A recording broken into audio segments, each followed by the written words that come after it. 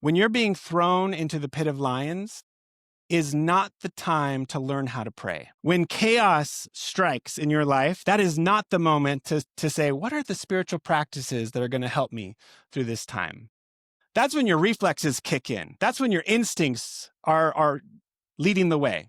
And so it's the instincts and the reflexes that you've cultivated in times of peace that are going to sustain you when you're getting thrown into the pit of lions. Because you know that Daniel, when he's thrown into the lions, he's not panicking. He gets on his knees and he's praying to the same God that has sustained him this entire time in exile, as these ravenous beasts are circling him in that pit all night. But it's just like the reflexes of his faith are kicking in. That's not the moment to figure out how to pray. It's during the good times, the comfortable times, that our practices that we build up, then they sustain us when things really get hard. This has been a truth that God has been teaching his people from the very beginning. I want to take us back to Deuteronomy chapter 8 for a little bit. This is a time in Israel's life. So they have just been wandering the desert for 40 years. God rescued them from Egypt, and then they wandered in the desert for 40 years. And one of the things God was doing was preparing them, teaching them how to have practices and rhythms of faith.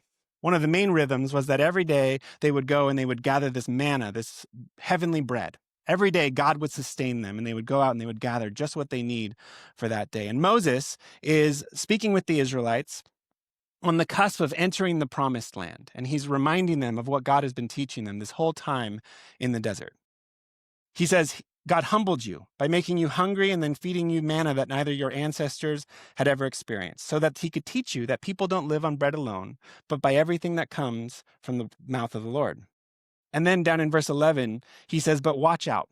Don't forget the Lord your God by not keeping his commands. When you eat, get full, build nice houses, settle down. When your herds and your flocks are growing large, your silver and gold are multiplying, and everything you have is thriving, don't become arrogant, forgetting the Lord your God. It's one thing to trust in the Lord in the desert when he's literally feeding you every single morning.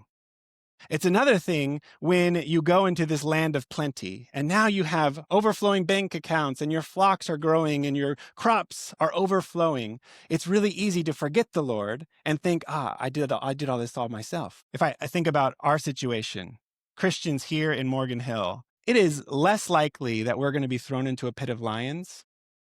The real danger for us is the complacency that comes from abundance. It's in those times that I need to rest on the practices of my faith, the habits and the rhythms of my faith every single day are what keep me oriented toward his truth. Say, God, I can't forget you. Don't let me think that I did this by myself, that I built up this abundance by myself. Let me continue to rest on your promise, on your grace. Everything I have comes from you, but it's in this time of abundance. That's the danger for us. And then we build up those practices during the good times so that when the bad times do come, when the stress comes and the chaos hits, we can have this anchor of grace for our soul.